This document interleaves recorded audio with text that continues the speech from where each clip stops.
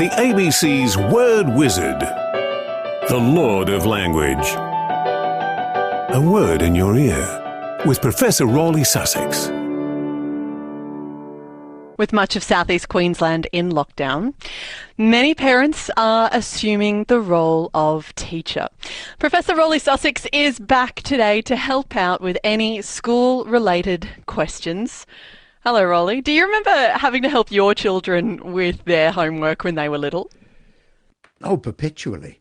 And I got the same from my parents because they were both interested in language. And so I've been arguing and talking about language as long as I can remember. Have any advice for parents who are maybe finding it a little hard to handle at the moment? Find some good material for the kids to read if possible, or some writing tasks, all right? Like get the kids writing a story together. Someone makes one sentence and then the other one makes the next sentence, and you'll see where your story goes. Basically, get active doing things rather than just sitting watching TV, which is not going to help very much with any kind of active mental development.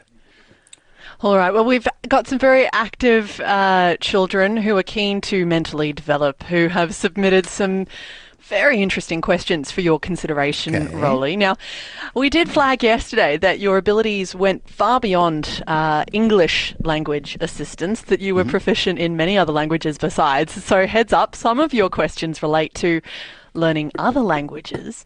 But let's first off listen to what 6-year-old Daisy from Dutton Park would like to know. Hi, my name's Daisy and my question is, why do people have different languages? Okay.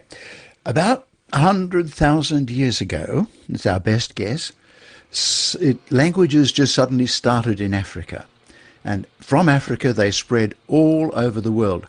Now, as the people went far away from their home base, they started developing new ways of talking, and those ways became even more different from the ways of talking that other people had got in, other areas of the world. And the further they went, the more different they got. And so we now have 6,900 languages in the world. And very often, like, say, English or German, they are related. They've got similar words and things. But a lot of the other languages, like English and Chinese, are not related at all. And the world has become a place of many, many, many languages. And you basically learn the language that you grow up with from your parents. Rawley, what's your advice to a child who's thinking of learning another language? What's a good one to pick? Okay, if you've got another language at home that's used by your parents or your grandparents, that's really a good start because you've got all of the resources there for starting off at home. If you want to choose a language, people say, well, English, Chinese and Spanish are the most important ones because they are the most spoken and important in the world.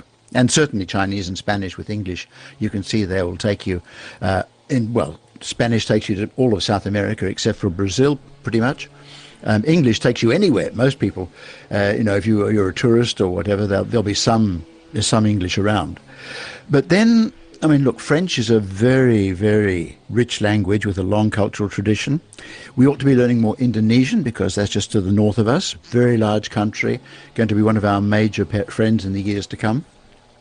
So basically, learning a language is really good for a child's development, and there has been a sort of story that if you learn another language, it'll take you away from English literacy.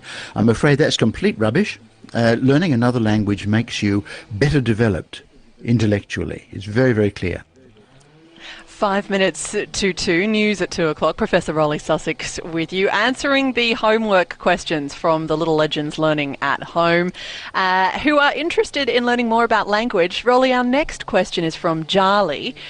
Here's what Jarly would like to know. How do you speak in Fijian? Why do you want to know? Because I come from there and I don't know how to speak from there.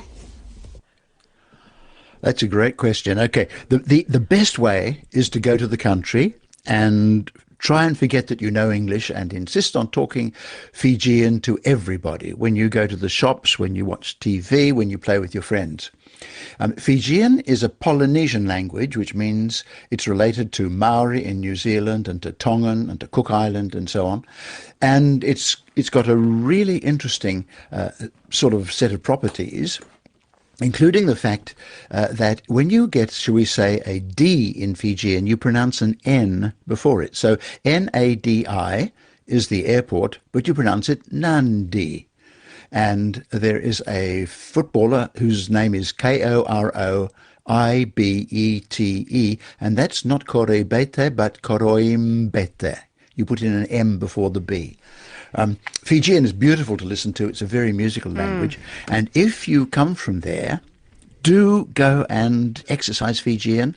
And maybe when you have children, you can teach them Fijian later on. Thank you so much, Charlie, for your question. Our next question for you, Professor Rolly Sussex, comes from Remy. My name's Remy, and my question is, who invented all the words in the English language? Oh, you want the short Great version question, or the Remy. Okay. Well, we're a couple of minutes away from you, so succinct. Be quick. All right. The Oxford English Dictionary's got over 650,000 words. English is huge. Some of the words came across the English Channel in about 450 when the Angles and Saxon Jutes crossed over, and that gave us words like mother, brother, dog, cat, bull, and so on. Then in 1066, England was invaded by the Normans, and so they brought French. So about 30% of the words in English come from French. And about 30% come from Latin, through French usually, and the rest of the words come from all over the place, like Malay and Chinese and Russian and so on. So English is a real mix of languages, and we've allowed words from everywhere to take place in English, and that's why it's so big. Great question, Remy. Our last question comes from a little 5-year-old I happen to know fairly well, Professor Rolly Sussex. Here's what Harriet would like to know. Harriet? Yeah? Can you tell me some of your German? Okay.